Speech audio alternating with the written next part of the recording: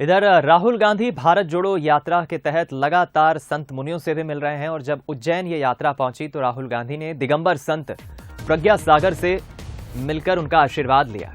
दिगंबर संत प्रज्ञा सागर ने बंसल न्यूज से बातचीत की। उन्होंने कहा कि राहुल गांधी ने 8 मिनट तक बातचीत की उनसे। राहुल गांधी ने जीवन के सार को समझने की कोशिश की।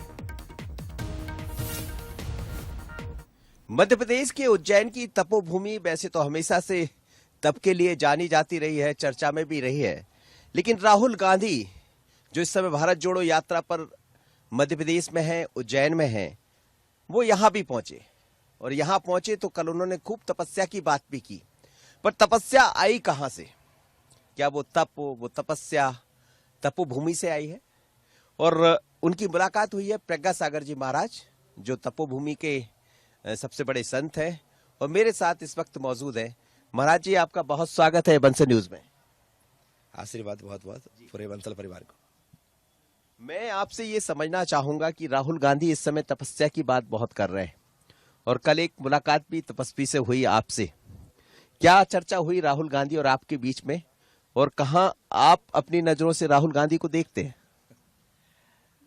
सत्संग का रंग तो चढ़ता ही है, और यदि उन्होंने यहां से जाने के पश्चात उज्जैन की अपनी आम सभा में यदि तपस्या, तपस्वी और भारतीय संस्कृति की बात की है जैसा आप कह रहे, तो निश्चित तौर पर वे मेरे साथ करीब 7-8 मिनट एकांत में बैठे और बैठने के पश्चात सिर्फ वो आनंद के साथ बैठे। मैं बोलता रहा और वे आनंद से सुनते रहे, और सुनने के साथ एक ही भाव कि सीखने की कोई उम्र नहीं होती है। मैं सतत सीख रहा हूं, आप आशीर्वाद दें कि मैं और सीखूं, जैन धर्म को भी जानूं, जैन धर्म को भी सीखूं, ऐसी मेरी एक जिज्ञासा है। बहुत सारे लोग आपके पास आते हैं, मुलाकात करते हैं, लेकिन ये 7-8 मिनट की मुलाकात में इस मुलाकात को कितना अलग देखते हैं? निश्चित तौर पर जब कोई व्यक्ति आकर के बैठता है और वो कुछ जानना चाहता है तो संत अपना आशीर्वाद प्रदान करते हुए वो प्रयास करते हैं कि जो कुछ मैं कह रहा हूं ये जीवन में आत्मसात करें, और यही लक्ष्य होता है। जो व्यक्ति गंगा स्नान करेगा तो गंगा स्नान करने से उसके पाप ताप संताप नष्ट होते हैं, तो उन्होंने निश्चित तौर पर तपोभूमि आकर के गंगा स्नान किया है, ये मान के चलिए। ये बात ही बात में बड़ी बात बोल रहे हैं कि तपोभूमि आकर उन्होंने गंगा स्नान किया है।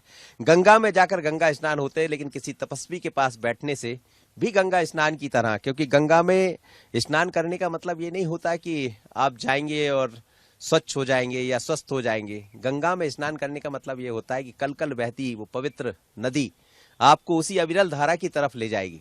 लेकिन तपस्वी के पास जब बैठते हैं तो वही तप, वही चीजें मिलती है। अब राहुल को कितना मिलेगा ये अलग बात है, लेकिन राहुल भी एक पदयात्रा पर निकल पड़े हैं और यात्रा बड़ी लंबी है और इस यात्रा के दौरान बहुत कुछ देखने को मिलेगा। आशीष खरे के साथ मनोज सैनी, बंसल न्यूज, उज्जैन।